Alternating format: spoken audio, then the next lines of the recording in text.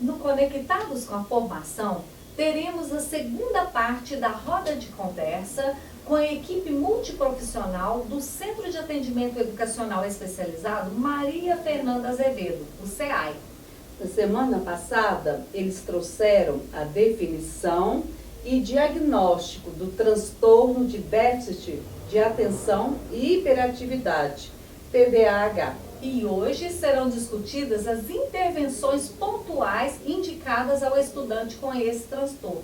O objetivo é contribuir com avanços no desempenho global de estudantes com TDAH. Vamos acompanhar atentamente.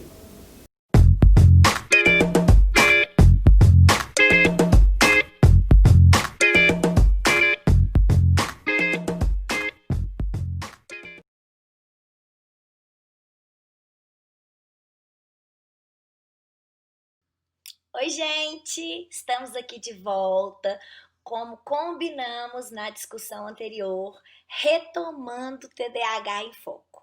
A nossa equipe se mantém e aqui hoje, pessoal, nós vamos dar sequência à discussão anterior.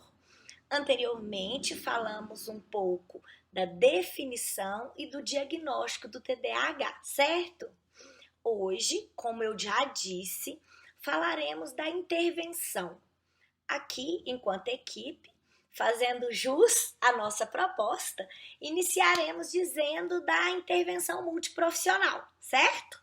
Vamos lá, Heloísa. Por isso que é importante a gente procurar um profissional especialista para estar fazendo esse diagnóstico, né? Então, vamos pensar assim, o TDAH, eles vão falar, é uma doença que não tem uma comprovação, não tem um exame para fazer TDAH. Mas se a gente pensar na questão da pessoa com depressão, não existe um exame, né? O neurologista, o psiquiatra, ele não tem um exame para diagnosticar que você tem os sintomas de depressão. Ele vai ser evidenciado pelos sintomas que você tem apresentado. Então, quando a criança apresenta, ela pode estar desatenta por N motivos, né?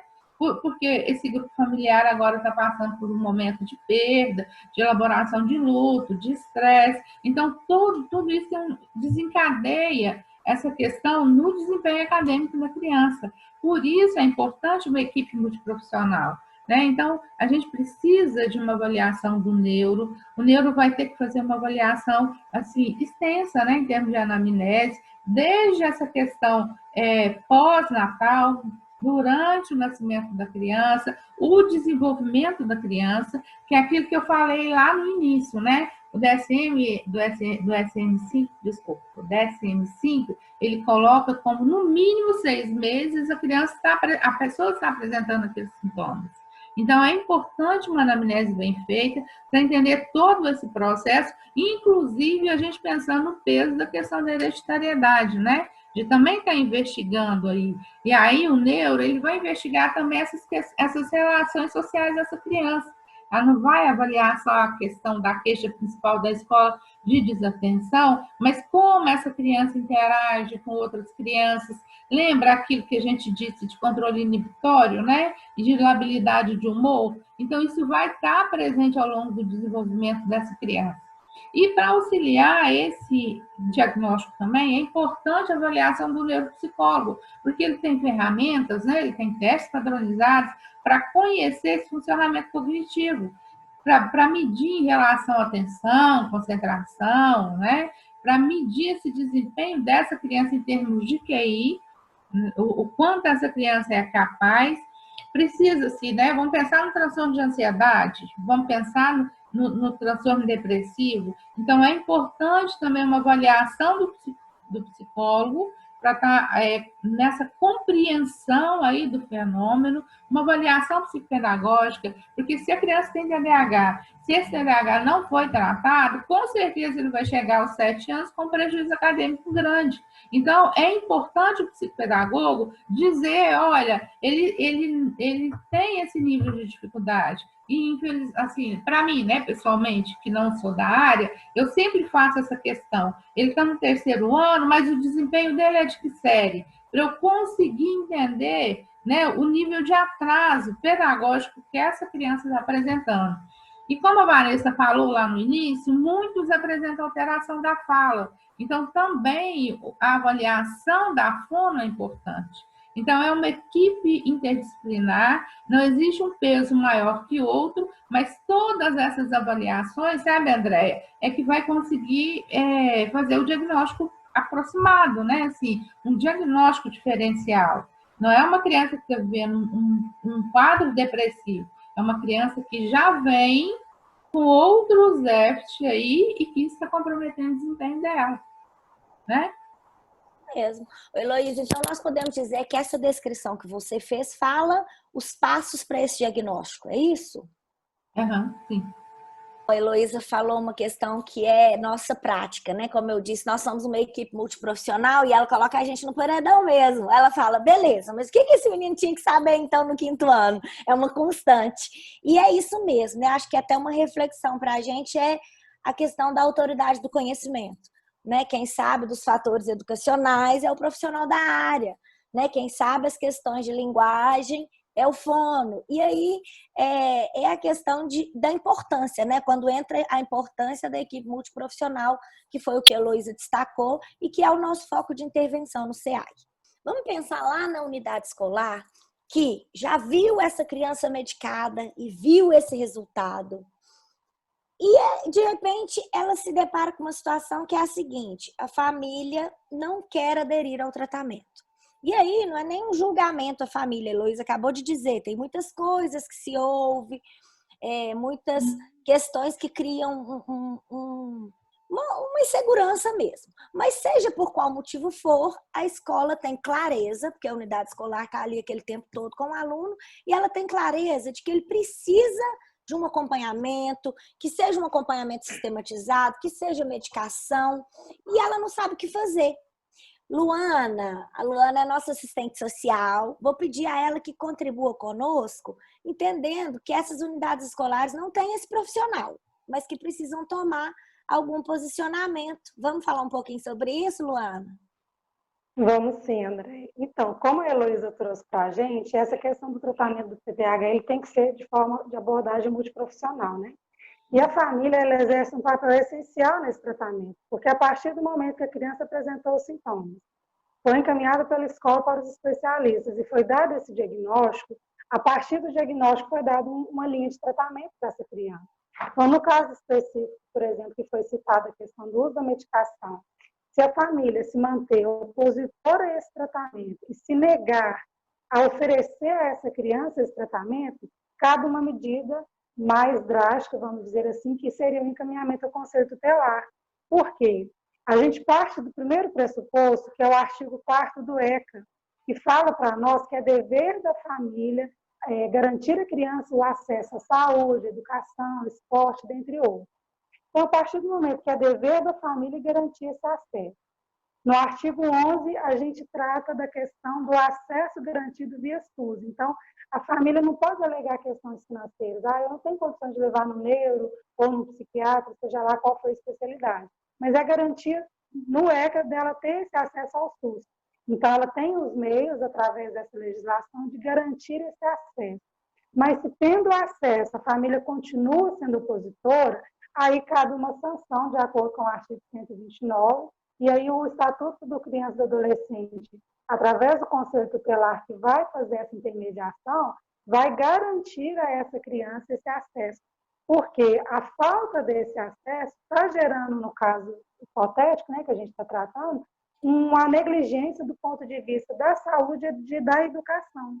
Porque a criança está tendo um acesso negado à saúde e indiretamente e diretamente está interferindo também no acesso à educação, porque ela fica com essa defasagem, com essa dificuldade escolar. Então, resumindo, num caso como esse, cabe à escola um encaminhamento formal ao Conselho Tutelar, partindo do pressuposto da negligência no tocante à saúde e à educação dessa criança. Muito bem, obrigada, viu, Luana?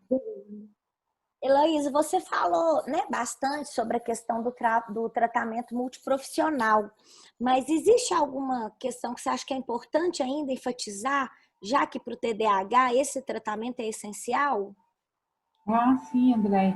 É um tratamento essencial e a gente não tem, né, uma avaliação, né, assim, um exame, não a nível não ao nosso alcance, né? Porque hoje a gente tem algumas imagens cerebrais que foram feitas tanto da diferença, né, disso que eu coloquei, dessa alteração do cérebro. Então, isso não é disponibilizado para a nossa população. Mas, assim, o diagnóstico é importante nisso que eu te disse. Primeiro, uma boa anamnese, né? Esse neuro tem que fazer uma boa anamnese. É importante estar pedindo eletro, porque a epilepsia ela pode também desencadear esses quadros, né, do TDAH. Então, é importante toda essa avaliação médica e avaliação também social. É importante, e aí, o que acontece? Quando a gente pensa na questão do TDAH, os pais eles vão ter mais contato com a questão imperativa e impulsiva, né? Mas a questão relacionada com função executiva, que é de atenção, né, de acompanhamento, planejamento, ele acontece no ambiente escolar. Então, o professor, ele tem que participar dessa avaliação diagnóstica. Então, são encaminhadas escalas. Uma das escalas, né, que é muito encaminhada, que aí o médico, o neurologista vai estar encaminhando, ou psiquiatra, tanto para a família quanto para a escola, para fazer uma comparação, que a gente chama de SNAP, né? Então, ela aparece os índices de desatenção, ela aparece os índices de hiperatividade, impulsividade, e, inclusive, avalia a questão do comportamento opositivo desafiador. Então, ele está com a criança no consultório, ele vai avaliar esse comportamento dessa criança no consultório, mas ele também precisa desse olhar da escola, que é importantíssimo. Ele precisa também de uma avaliação fora do consultório. Então, às vezes, a criança apresenta alguma alteração na fala, às vezes, a criança apresenta alguns quadros em termos de transtorno de ansiedade, que foi uma das comorbidades, e a avaliação neuropsicológica também é importante, porque ela vai falar tanto do desempenho intelectual, né? Vamos pensar num teste muito utilizado dentro da psicologia e da UBISC. Então, ele vai falar do comportamento dessa criança verbal, não verbal, em relação à manutenção da atenção, concentração e do processamento. Então, uma criança que tem um desempenho verbal e não verbal muito acima da média, mas que não consegue se alfabetizar, a gente pode estar pensando em alterações aí, principalmente relacionadas com atenção e concentração. Então, esses passos do diagnóstico, eles são importantes. Tanto os passos, né, Andréia, quanto as intervenções também, porque aí vai precisar de todo o aparato, né, que já foi falado. O pedagogo vai ter que acompanhar para ajudar essa criança nessa questão da defasagem, às vezes o psicólogo clínico, em função de quadros de transtornos disruptivos, em quadros depressivos, em quadros de ansiedade, e manter essa intervenção e o acompanhamento médico. Isso mesmo, fundamental, né? Esse acompanhamento e a equipe afinadinha. Vamos pensar na prevalência na população de indivíduos com esse transtorno? Você pode mensurar isso para a gente? Nossa, Andréia, assim, a gente vem acompanhando há muito tempo essa questão da discussão do TDAH, né? Então, num primeiro momento, vamos pensar na década de 90, né? O que foi falado muito é que o TDAH é uma doença inventada, né? Foi criado isso, né? Então, é uma doença recente. Mas a gente vai pensar também que é uma doença recente porque as nossas crianças também estão sendo tratadas agora, né? Então, se eu pensar na minha infância, a criança ia para a sala de aula, não tinha palmatória, né? Mas a questão da autoridade do professor era muito maior. Então, esses comportamentos, eles eram inibidos até pela coação mesmo. Então, a criança, ela não podia, né, ter nenhuma manifestação que ela seria punida. E era uma medida educativa, tanto adotada pela escola, quanto adotada pela família, né? E aí, uma outra questão também importante nesse movimento é que não era obrigatório estudar. Então, se a criança não conseguia se adaptar, e aí eu me lembro muito das salas as salas das crianças, você vai saber melhor que eu, né, André? Mas essas salas especiais que colocavam todas as crianças lá. Então, eram todas as crianças com TDAH, criança com DI, criança autista, e ninguém, não tinha obrigação com essas salas, né? Que eu não vou te falar. E aí, assim, não sei nomear o termo, né? E o que que a gente tinha? Se a gente pensar nos nossos avós, né, nos nossos pais, me desculpa no meu caso, eles estudavam até o terceiro ano. Então, assim, não deu bem na escola, então sai da escola, vai fazer outra coisa, vai trabalhar, né? Não era cobrado. A gente tinha famílias numerosas, então eles não tinham como acompanhar a evolução dessas crianças, né? Então, o que a gente tem agora é um cuidado muito maior com as crianças. Talvez por isso, né, a gente está falando desse, de estar falando agora de transtornos que até então eram listados só ou estudados só em adultos. E aí, em relação ao TDAH, a gente tem estudos assim em manuais de psiquiatria desde 1845. Então, ele vem com nomenclaturas diferentes, né? Antes eles eram chamados de disfunção cerebral mínima. Então, ele vem assim, com formas diferentes de entender, mas já eram crianças e tem uma imagem assim, terrível, né? A criança com a mão de gancho, que eu imagino que seja até um Todd, né? Com o cabelo todo desorganizado, na verdade ele mais parecia um monstro, que era descrito no manual. Então, provavelmente era uma criança com TDAH grave e com transtorno positivo desafiador. E o que acontece é que a ciência vem avançando em termos de acontece, assim, os sintomas estão acontecendo, desculpa, né? A gente está percebendo sintomas, então deve estar acontecendo alguma coisa no cérebro. Então, os nomes vinham em função disso. Disfunção cerebral mínima, vinha que não aparece em exames, né? Hoje a gente sabe que a questão é funcional, e aí ele foi caminhando no sentido de focar nos sintomas. Então, passa a falar, então, ao invés do que está acontecendo no cérebro, passa a falar, então, do que acontece em termos de impacto mesmo, de sintomas, que são os prevalentes, né? A desatenção e a hiperatividade. E aí, o que você tem hoje em relação a falar da questão do TDAH? Ele ocorre, em média, em 5% das crianças e adolescentes. Ele é um transtorno que é mundial. Então, eu não vou falar que aqui no Brasil existe uma prevalência de TDAH, mas na China também existe essa prevalência. Então, não é uma coisa característica de uma cultura. A gente ainda tem, vamos pensar que a gente tem 5% das crianças com TDAH e 2,5% de adultos que apresentam essa prevalência. Então, se a gente pensa que antes o TDAH era entendido como o fator principal, a hiperatividade e impulsividade, hoje é a desatenção. E o adulto ele não foi diagnosticado antes, diminuiu a hiperatividade, mas mantém a desatenção. Então, existe ainda esse número, né, que eu considero grande relação à questão do TDAH na vida adulta. Então, ele é um transtorno que ele não tem cura. Né? Ele não é uma doença, por isso não tem cura. A prevalência antes, e aí vinham esses estudos, né, eram do sexo feminino. Então, a prevalência era o seguinte, André, para 2 meninos, uma menina apresentava o transtorno. E para um adulto em 0,5, 0,6, homens, né, uma mulher apresentava também esse transtorno. Mas aí, o que a gente tem? É só Elô, prevalência do masculino. Do masculino. O masculino prevalece. Então, assim, para cada dois meninos, uma apresenta o transtorno. E para adultos, né? Para cada um homem e meio que apresenta o transtorno, uma mulher apresenta. Ainda a prevalência é em relação ao sexo masculino, mas o que a gente tem? Que a desatenção, ela nem sempre foi diagnosticada. Então, a criança desatenta, ela passou desapercebida pela escola. Então, vamos pensar que era uma criança desatenta num grau leve e que a família acompanhou. Então, ela não foi tratada, apesar de ter o transtorno. Muito obrigada.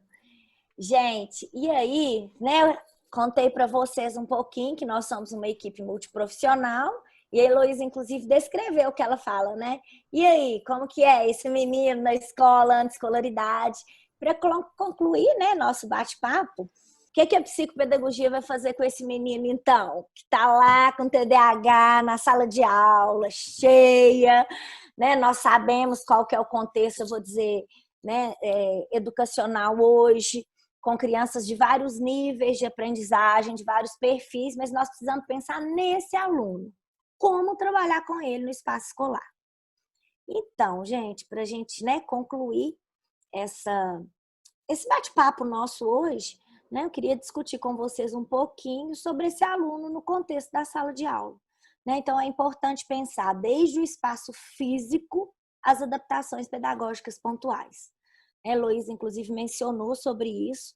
Quando a gente fala da organização do espaço, né, ela disse muito bem da questão da desatenção, e aí é aquele negócio que a gente ouve popularmente mesmo, passa um mosquito e o menino se perde. Então, é muito importante que ele sente longe de portas e janelas e próximo ao professor. Né? Inclusive, o ideal não é nem que seja na primeira carteira, porque na primeira carteira ele precisa desse movimento, né? De levantar o pescoço. O ideal é que seja ali na segunda, porque ele fica no rumo do professor.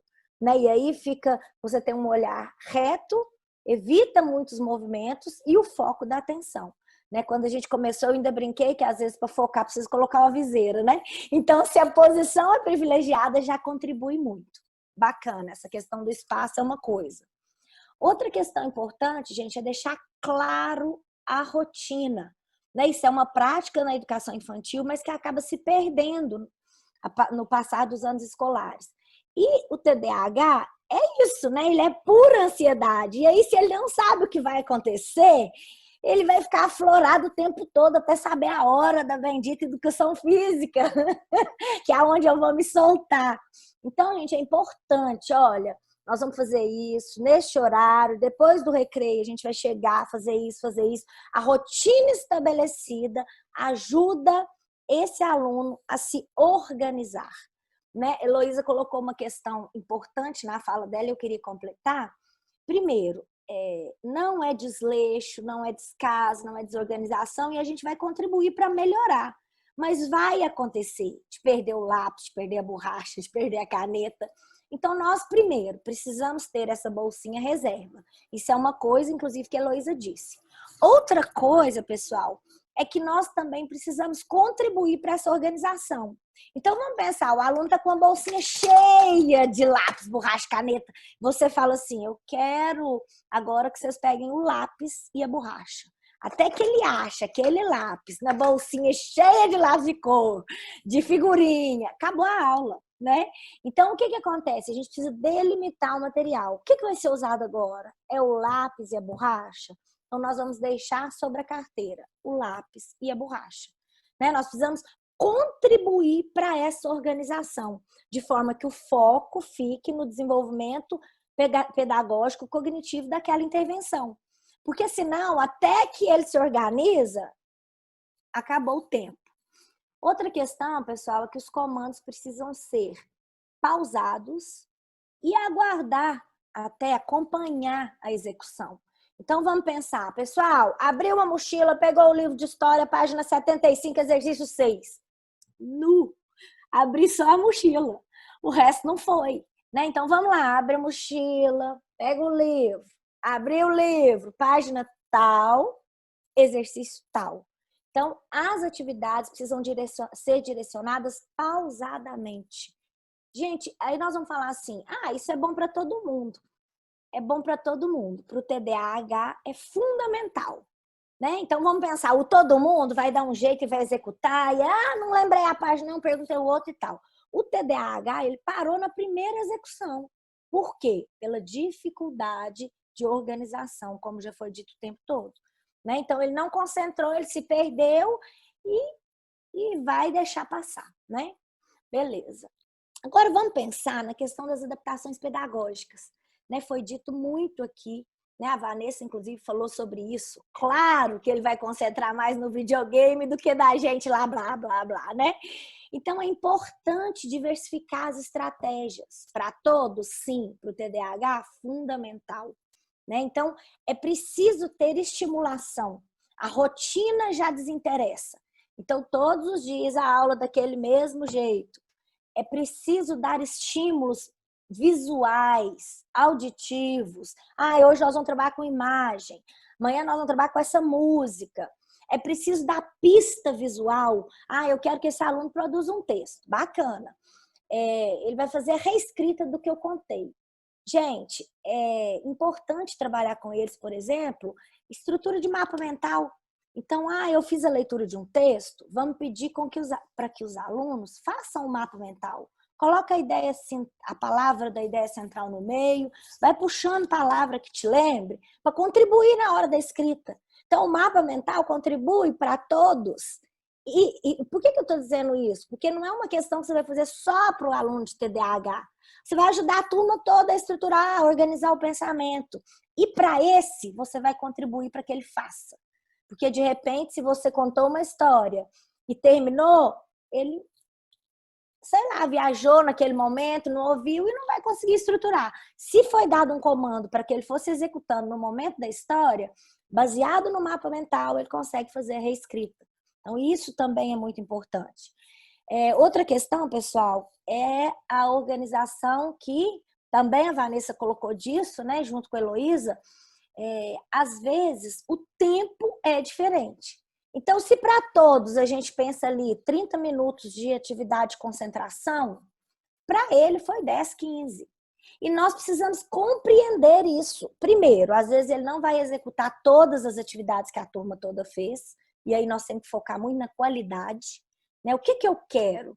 A turma fez 3, ele fez uma, mas ele conseguiu executar, desenvolver e produzir o que precisava naquele momento. Então, nós vamos pensar nisso. E a outra questão é que, até para ajudar o professor a ter o domínio, o manejo da turma, né? Porque existe isso sim, vai tirar a autoridade, ele vai me desafiar. Antes que ele faça isso, faça você. Né? Antes que ele não aguente mais e levanta no meio da aula e saia, peça a ele para sair. Né? Você continua tendo a autoridade da sala e ele teve esse momento. Oi, fulano, vai lá para mim na secretaria e busca o grampeador. Ô, fulano, busca para mim ali na biblioteca o livro tal. E aí o aluno sai e dá uma volta e bebe uma água e retoma. Para quê? Para que ele consiga voltar no eixo. E você, enquanto professor, não perde a sua autoridade. Por quê, gente? Porque chega um momento, nós falamos muito disso, do controle inibitório, que ele não vai conseguir, não cabe nele, né? Aí, ó, não cabe. Existem algumas dicas, né, que eu acho que é importante também pensar. Foi colocado aqui, não tem regra, né? Às vezes dá certo para um, não dá para outro, por isso que nós precisamos conhecer, né? A famosa autoridade do conhecimento. Nós precisamos saber o que utilizar para conseguir testar com esse aluno. Então, existe um estudo recente da arte-terapia que fala qual o objetivo das cores. Né? Então, vamos pensar nós na educação. A gente usa historicamente o vermelho, desde a educação jesuíta, lá, que a gente pensa, né, nos índios, que usavam urucum, e aí a cor era vermelha, e até hoje o nosso foco é o traço vermelho. E aí a gente pergunta, por que tem que ser vermelho? E aí a professora, é porque eu quero, né? Mas, na verdade, esse estudo da arte-terapia coloca o quê? Que o vermelho, ele é estimulante, né? Tanto que é uma cor usada em restaurantes, motéis, é cor estimulante. Geralmente é o que diz o próprio sinal de trânsito, né? Ele vem trazendo isso. E que a cor que ajuda no foco de atenção é o amarelo. Então, a gente sugere o quê? Que esses indicativos de cores seja usado o amarelo. Então, ao invés do traço ser com vermelho, vamos fazer com o amarelo. A margem no caderno. Primeiro, existe a indicação da importância da margem no caderno. Por quê? Para delimitar o espaço. Né? Eu vou dizer um autor aí que é da fisioterapia, até usa na nossa avaliação, né? Que é o Rosa Neto. Ele defende muito isso, né? A questão de delimitar o espaço, e que a aprendizagem passa pelo corpo. E por que a margem? Porque você vai contribuir para que o TDAH tenha foco aonde ele tem que escrever. Então, o caderno tem a margem dos 4 lados. A gente evita, inclusive, aquele risco de passar direto até para a carteira. Né? Então, o amarelo é fundamental e a margem amarela é indicada principalmente por isso, tá? Outra coisa também que a gente sugere é o uso da régua para acompanhar a leitura. Né? Por quê? Às vezes o aluno está lendo a primeira linha e ele distraiu e passa para a terceira.